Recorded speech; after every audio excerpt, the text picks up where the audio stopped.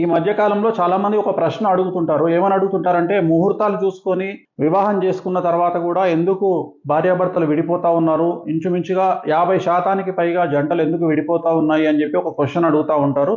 So వాళ్ళందరికీ సమాధానము ఈ వీడియో చేస్తా ఉన్నాను. చాలా మంది పండితులు ధైర్యం లేక, భయంతోటి ప్రాబ్లంగా చెప్పలేక, అంటే విడాకులు జరుగుతాయి లేదా వైధవ్య ప్రాప్తి ఉంది అని బయటికి చెప్పలేక, ఏదో ఒకటి చెప్పి చాలా బాగుంది అని చెప్పడానికి అవకాశాలు చాలా వెతుక్కుంటున్నారు. సో అలాంటి వారి కోసం వాళ్లకు మీరు ప్రశ్న వేసే విధంగా, అంటే సామాన్యమైనటువంటి జనాలు మీరు ఎవరైనా సరే ఈరోజు జాతకాలను విశ్లేషించాలంటే చాట్ జీపీటీ కానీ జెమిన్ కానీ ఏదైనా చెప్తా ఉంది.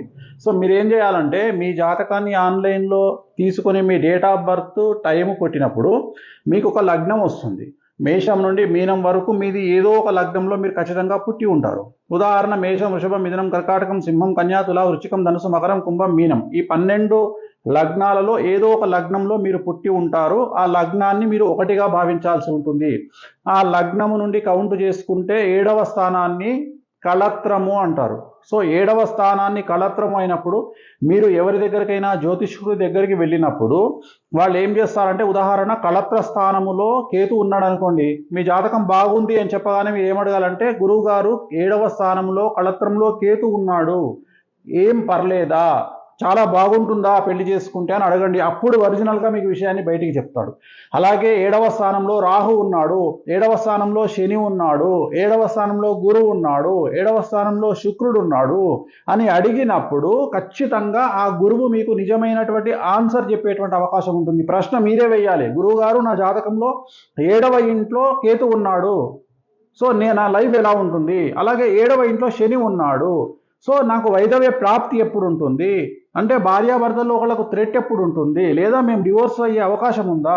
ఒకవేళ ఇక్కడ ఈ గ్రహం ఉండడం వల్ల ఏం సమస్యలు ఉన్నాయని మీరు వెళ్ళినటువంటి జ్యోతిష్యుడిని అడగండి, ఆన్సర్ చెప్తాడు. సో ఇక్కడ లగ్నం అంటే 1వ స్థానము, 7 అంటే కలత్ర స్థానము.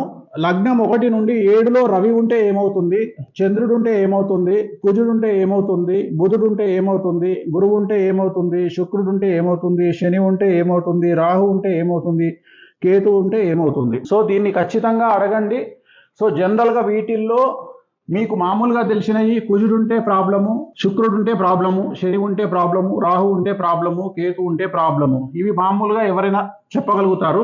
బట్ ఇక్కడ మేజర్ ప్రాబ్లము గురువు 1 బుధుడు 1 ఉన్నప్పుడు ఏం జరుగుతుంది అనేది చెప్పడం చాలా క్లిష్టము, దాని యొక్క తీవ్రత చాలా ఎక్కువగా ఉంటుంది. సో ఇవి మీరు డైరెక్ట్గా ఎవరైతే బాగుంటుందని చెప్తారో ఇలాంటి జాతకాలను, ఆ పంతులను అడగడానికి ఈ ప్రశ్నలు తయారు చేసుకొని వాళ్ళని అడగండి.